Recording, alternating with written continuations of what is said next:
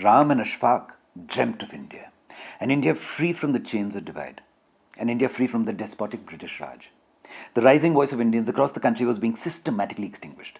Dissent was met not with debate but with a bullet. After the first war of independence had been crushed by the British, Indians were brutally told to obey, kneel, comply. And many did. Some begged, some wrote petitions, some hoped that the masters would someday turn benevolent. But not all did.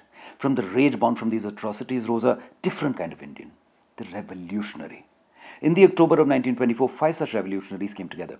Shri Prasad Bismil, Shri Sachinendranath Sanyal, Shri Jogesh Chandra Chatterjee, Shri Sachinendranath Bakshi, and Janab Ashfaqulla Khan.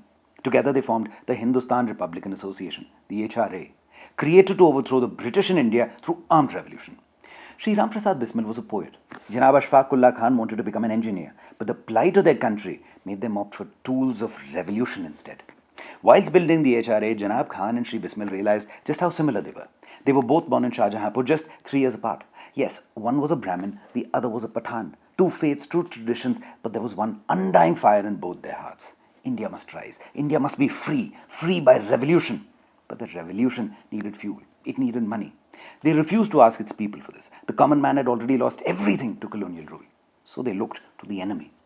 Now the British government was methodically looting our people in the name of unfair taxes. It was time to take back what was ours. The British would constantly move enormous amounts of cash by train. So the HRA designed a plan. On the 9th of August 1925, 10 revolutionaries stopped a train as it approached the town of Kakori.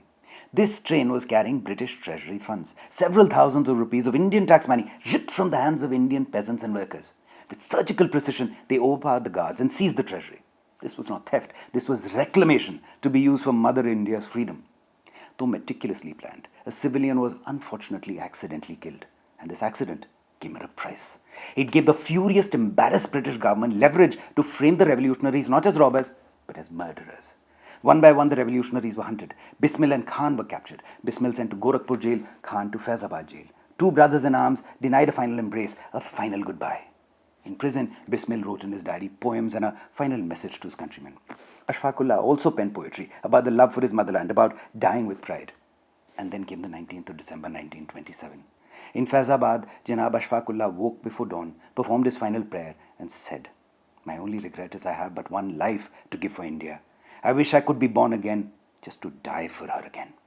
In Gorakhpur, Shri Bismil walked to the gallows smiling, reciting his poem, "Sarfaroshi ki tamanna ab hamare dil mein hai." The two of them never met again in life. They were martyred on the same day for the same dream.